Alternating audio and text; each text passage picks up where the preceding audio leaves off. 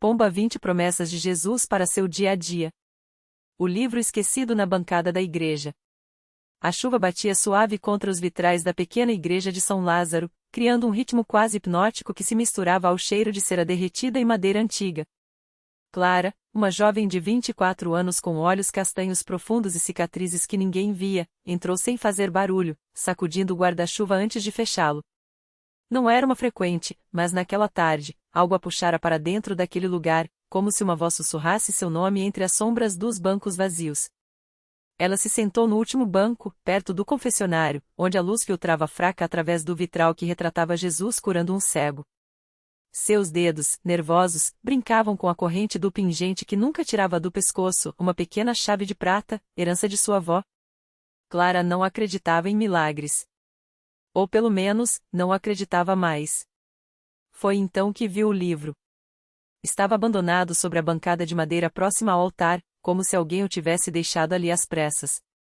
A capa era simples, de couro desgastado pelo tempo, com letras douradas que diziam apenas: "Para quem tem sede". Intrigada, Clara olhou ao redor, esperando que algum padre ou fiel o reclamasse. Mas a igreja estava vazia, exceto pelo som distante do órgão que alguém tocava nos fundos, uma melodia lenta e melancólica. Ela abriu o livro com cuidado, como se temesse que ele se desmanchasse em suas mãos. As páginas eram amareladas, mas o papel era grosso, resistente. Na primeira folha, uma dedicatória escrita à mão. Para você, que busca respostas onde só encontra silêncio. Ele não se esqueceu de você. Clara sentiu um arrepio. Não havia assinatura, nem data. Folheando as páginas, descobriu que não se tratava de um livro comum. Eram 20 promessas, cada uma em uma folha separada, escrita em caligrafia elegante, como se tivessem sido copiadas de um manuscrito antigo. Ao lado de cada promessa, um pequeno desenho, uma pomba, um cajado, um cálice, uma âncora. A primeira promessa dizia: "Vinde a mim, todos os que estáis cansados e oprimidos, e eu vos aliviarei." Mateus 11h28, não é o peso que você carrega que me afasta. É o medo de entregá-lo. Clara segurou o livro com mais força. Aquelas palavras doíam porque eram verdadeiras. Ela havia carregado o mesmo fardo por anos, a culpa pela morte do irmão mais novo, um acidente que poderia ter sido evitado se ela não tivesse insistido naquela viagem à praia em um dia de tempestade. Desde então, vivia como se estivesse sob uma névoa, ouvindo sussurros do passado em cada canto silencioso. Uma porta rangeu nos fundos da igreja. Clara se virou, esperando ver o padre, mas era apenas o vento que havia empurrado a porta da sacristia. Ainda assim, ela guardou o livro rapidamente na bolsa, como se tivesse sido pega fazendo algo proibido. Mas naquela noite, em seu pequeno apartamento sobre a livraria onde trabalhava, Clara não conseguiu resistir. Abriu o livro novamente e leu a segunda promessa. "Eis que estou convosco todos os dias, até a consumação dos séculos." Mateus 28:20, você não está sozinha, mesmo quando a solidão é sua sombra mais fiel. Lágrimas queimaram seus olhos. Ela não chorava havia meses. Não desde o funeral. Nos dias que se seguiram, Clara levou o livro para todo lugar, lendo uma promessa por dia, como se fossem doses de um remédio que não sabia que precisava. Cada palavra parecia escrita diretamente para ela, como se alguém ou alguém soubesse exatamente onde doía. Até que, na 12ª promessa, algo mudou. "Pedi, e dar-se-vos-á, buscai, e achareis, batei, e abrir-se-vos-á." Mateus 7h07, mas primeiro, você precisa parar de correr. Naquela manhã, Clara acordou com um propósito que não sentia há anos. Foi até a igreja de São Lázaro novamente, desta vez de manhã, quando o sol entrava generoso pelas janelas. O padre Afonso, um homem de rosto sulcado por rugas profundas e olhos claros como o mar, estava arrumando os bancos. "Boa manhã, minha filha", cumprimentou, surpreso ao vê-la. "Padre", Clara hesitou, apertando a bolsa contra o peito. "O senhor sabe de um livro que estava aqui há alguns dias?" Um livro pequeno, de capa marrom, com promessas. O padre franziu a testa. "Livro? Não que eu me lembre." A não ser, ele parou, como se recordasse algo. "Ah, sim. Há semanas, um homem veio aqui, um estranho. Deixou alguns livros para serem distribuídos, disse que eram para quem precisasse ouvi-lo. Mas só havia um exemplar. Eu o coloquei na bancada, pensando que alguém o levaria. E o homem? Clara sentiu o coração acelerar. Como ele era? Não sei dizer.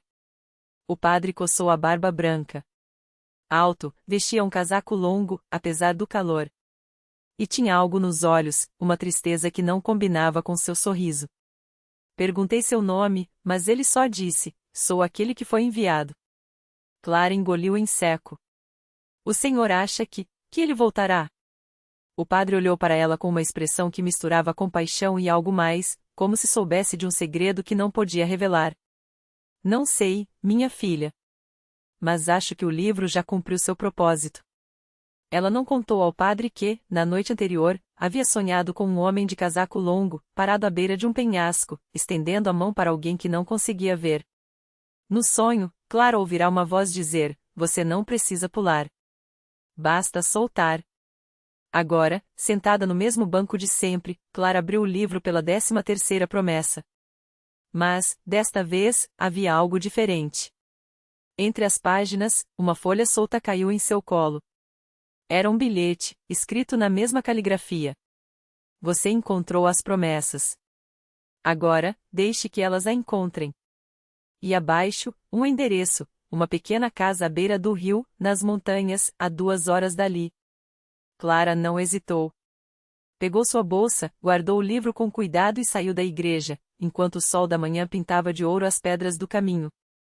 Algo ou alguém a estava esperando. E, pela primeira vez em anos, ela não tinha medo de seguir. O carro de Clara serpenteava pela estrada estreita, onde a névoa ainda se enrolava entre os pinheiros como fios de prata.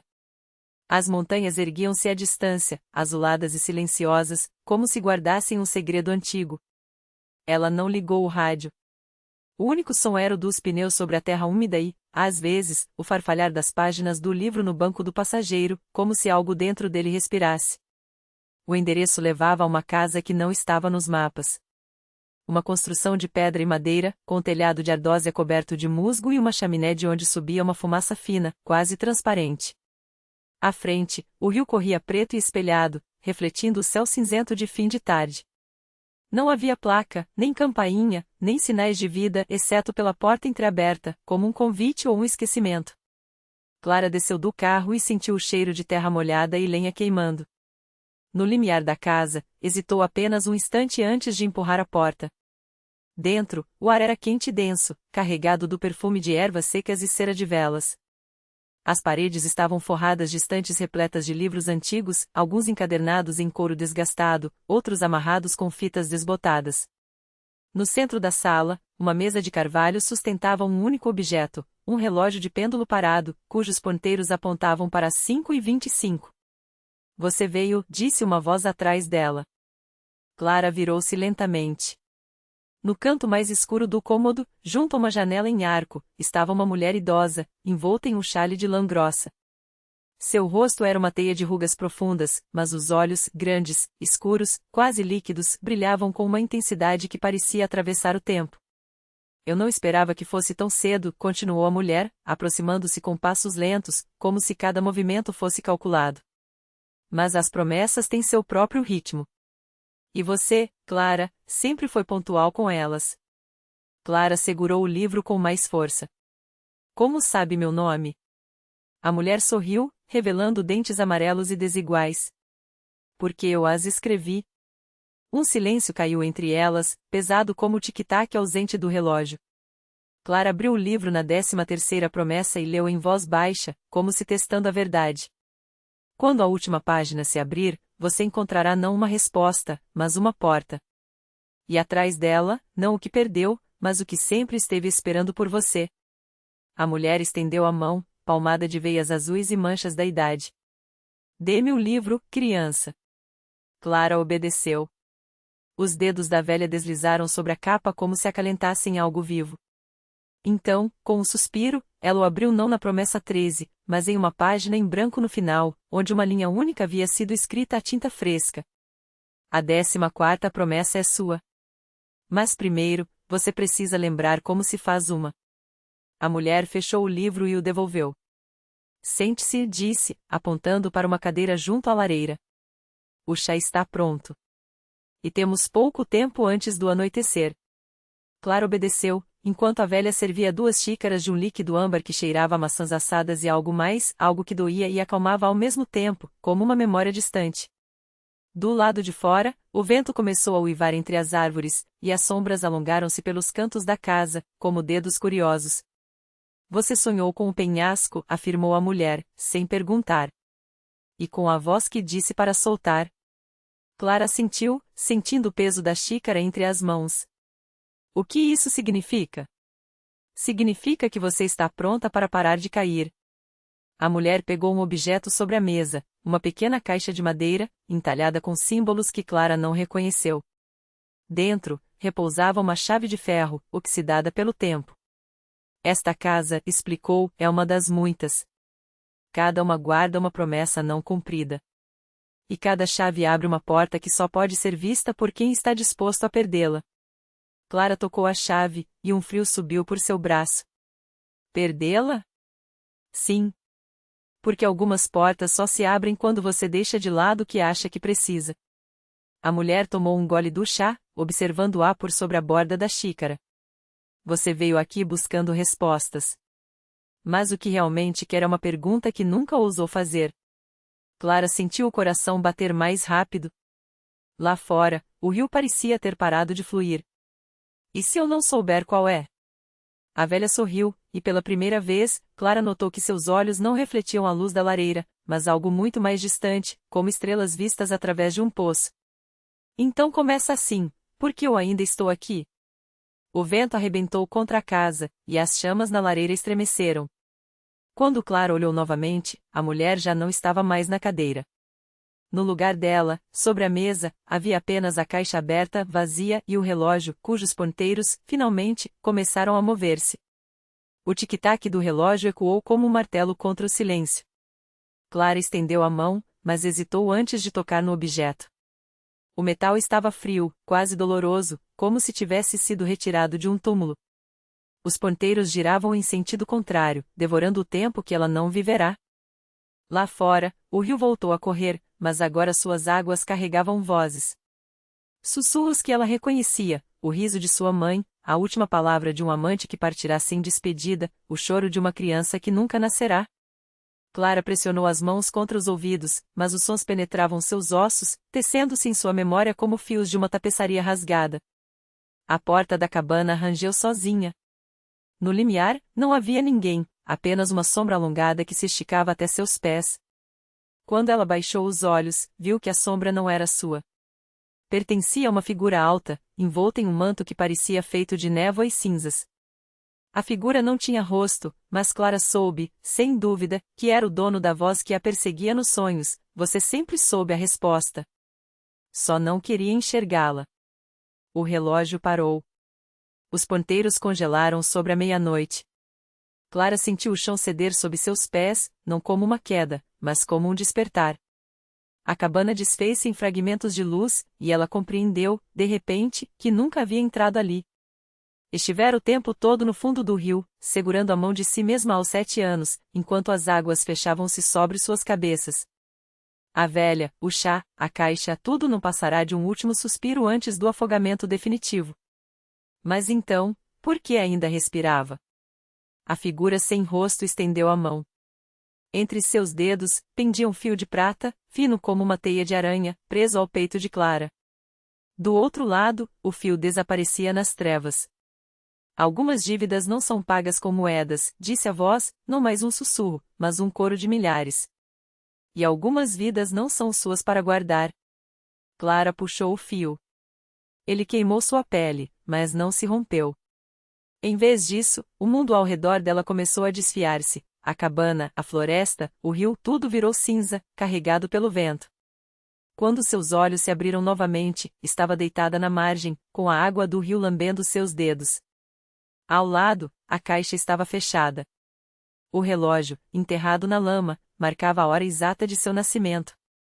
E no céu, onde antes não havia estrelas, uma única constelação pulsava, a forma de uma mulher segurando uma chave. A lama sob os dedos de Clara ainda guardava o calor do relógio, como se o metal tivesse absorvido não apenas o tempo, mas também o peso das escolhas que ela nunca soube que fizera. A constelação no céu não piscava, respirava, expandindo-se e contraindo-se como um pulmão de luz.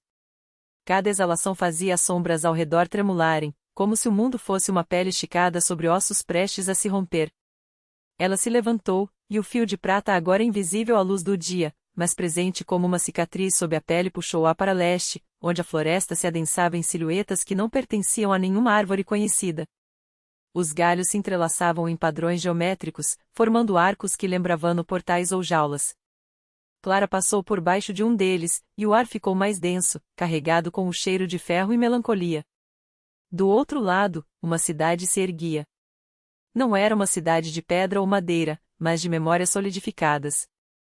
As casas eram feitas de cartas nunca enviadas, as ruas pavimentadas com promessas quebradas, e no centro, uma torre de relógios parados apontava para todas as horas ao mesmo tempo.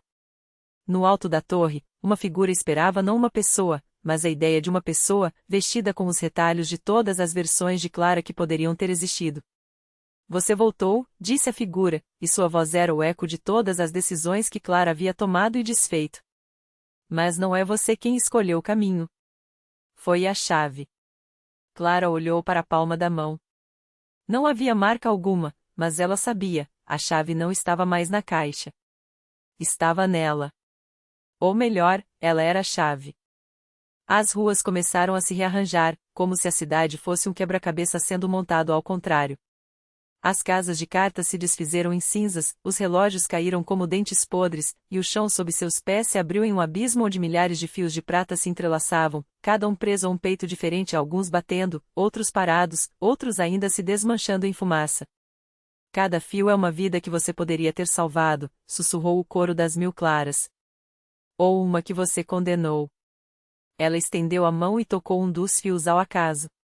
O mundo girou, e de repente Clara estava em um quarto escuro, observando uma versão mais jovem de si mesma chorar sobre um berço vazio.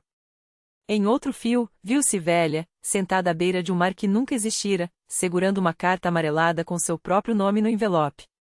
Cada visão era uma faca, cada escolha uma cicatriz. Por que eu? Perguntou, mas a resposta já estava em seus ossos, no modo como o fio em seu peito ardia como um segundo coração. Porque alguma vez, em algum lugar, ela havia dito sim quando deveria ter dito não. Ou não quando o universo esperava um sim. E agora, a balança precisava ser equilibrada. A cidade de memórias desabou em silêncio. Quando a poeira assentou, Clara estava de volta à margem do rio, mas desta vez a caixa havia desaparecido. Em seu lugar, uma criança pequena demais para ser real, com olhos que refletiam a constelação do céu, segurava sua mão. Você é minha agora, disse a criança, e sua voz era o som de um relógio sendo dado corda. Até que a dívida seja paga. Clara tentou puxar a mão, mas os dedos da criança já estavam entrelaçados nos seus, e onde eles se tocavam, a pele se transformava em prata. O rio behind den Bergen to flow upward, the fin gravity, and the stars above rearranged themselves into a new pattern, a door, half open, with Clara silhouette stand on the threshold. Somewhere, a clock struck 13. O relógio não marcava horas, marcava escolhas. Clara sentiu o peso da criança contra seu lado, como se ela fosse feita de chumbo e plumas ao mesmo tempo. A pele prateada onde seus dedos se uniam ardia sem queimar, uma dor doce que subia pelo braço, infiltrando-se nas veias como mercúrio. O que eu devia? Sussurrou, mas a criança apenas sorriu, mostrando dentes pequenos demais para sua boca, afiados como agulhas de costura. Tudo o que você esqueceu. O rio, agora fluindo para cima, arrastava consigo fragmentos de memórias que Clara não sabia que havia perdido, o cheiro de pão queimado na cozinha da avó, a risada do irmão mais novo antes de ele sumir no nevoeiro da infância, o nome do gato que morrera sob suas mãos quando ela tinha 7 anos. Cada pedaço dela que subia pela correnteza se transformava em peixes de vidro, cujos corpos quebradiços se estilhaçavam ao tocar o céu. A porta de estrelas rangeu. Não era feita de madeira ou metal, mas de sombras que se moviam como teias, e no centro dela, uma figura esperava alta, vestida de um casaco feito de páginas de livro costuradas umas às outras. Seus dedos, longos e ossudos, seguiam as linhas do ar como se lessem uma história invisível. Você veio, disse a figura, e sua voz era o ruído de uma folha sendo virada com pressa. A criança é sua guia. A dívida, sua herança.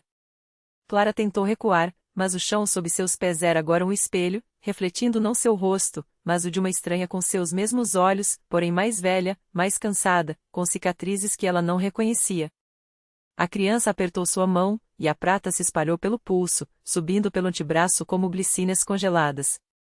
Não há volta, murmurou a criança, e seu hálito cheirava a poeira de relógio. Só adiante. A figura de páginas estendeu a mão. Entre seus dedos, pendia um fio de linha preta, tão fino que parecia feito de nada.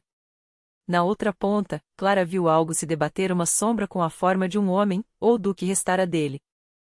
Ele tentou fugir, explicou a figura, como se isso fosse uma lição. Mas as dívidas são como fios, quanto mais você puxa, mais apertam. O homem-sombra abriu a boca, e dela saíram não palavras, mas pedaços de tempo, o tic-tac de um relógio parado, o suspiro de uma porta se fechando, o último batimento de um coração antes do silêncio. Clara sentiu o fio se enroscar em seu tornozelo, frio como o toque de um morto. Você tem 3 coisas para me dar, continuou a figura, e suas pupilas eram 2 relógios de areia virando sem parar. Uma memória que não é sua. Um nome que você nunca soube. E a última lágrima que você chorou por alguém que ainda está vivo. A criança puxou Clara para frente.